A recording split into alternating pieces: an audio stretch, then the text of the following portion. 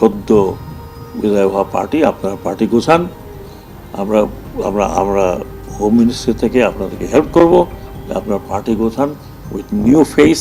আজকে আমরা অনেক উপদেষ্টা থেকে দেখেছি খুনিদেরকে পুনর্বাসন করার বক্তব্য দিতে।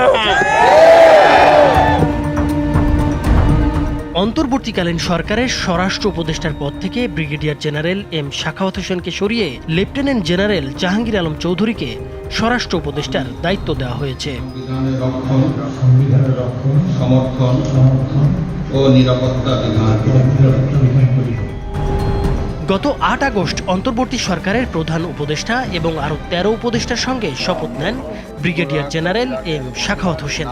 ১২ আগস্ট তিনি সচিবালয়ে গণমাধ্যম কর্মীদের সঙ্গে আলাপকালে আওয়ামী লীগকে নতুন মুখ নিয়ে দল গোছানোর পরামর্শ দেন।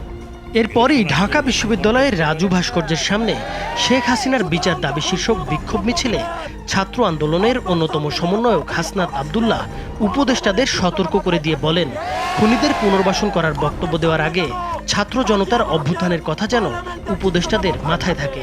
সে সময় হাসনাত সহ অন্যরা সাখাওয়াত হোসেনকে সরিয়ে দেওয়ার কথাও বলেন। যারা খুনি হাসিনাকে পুনর্বাসনের মতো বক্তব্য দিতে চায়, আমরা ছাত্র জনতা যেভাবে তাদেরকে উপদেষ্টা বানিয়েছি, ঠিক একইভাবে গদি থেকে ছড়ে নামাতে আমরা দ্বিধা করব।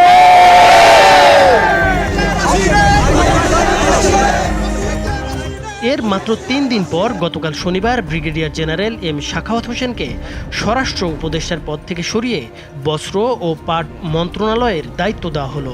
এ ব্যাপারে এম সাখাওয়াত হোসেন বলেন, এতে মন খারাপের কিছু নেই। আলহামদুলিল্লাহ, আমার যতটুকু করার সাধ্য ছিল করে আসছি।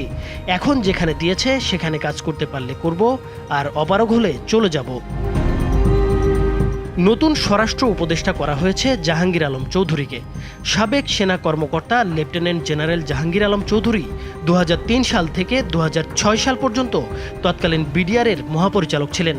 এরপর তিনি বাংলাদেশ সেনাবাহিনীর প্রিন্সিপাল স্টাফ অফিসার হিসেবে নিয়োগ পান। ১৯৭৫ সালে বাংলাদেশ সেনাবাহিনীর আর্টিলারি কোরে কমিশন করেন জাহাঙ্গীর আলম চৌধুরী। একজন গানার হিসেবে কর্মজীবনের শুরুতে তিনি কমান্ডিং টু আর্টিলারি ব্রিগেডস এবং ফিল্ড আর্টিলারি রেজিমেন্ট সহ বিভিন্ন দায়িত্ব পালন করেন। ২০০৯ সালে বিডিআর বিদ্রোহের পর সেনাবাহিনীর গঠিত তদন্ত কমিটির নেতৃত্ব দেন তিনি। তখন তিনি কোয়ার্টার মাস্টার জেনারেল ছিলেন। ২০০৯ সালে তাকে পররাষ্ট্র মন্ত্রণালয়ে বদলি করা হয়। ২০১০ সালে তিনি সেনাবাহিনী থেকে অবসরে যান। নাইমুর হোসেন, মাছরাঙা টেলিভিশন।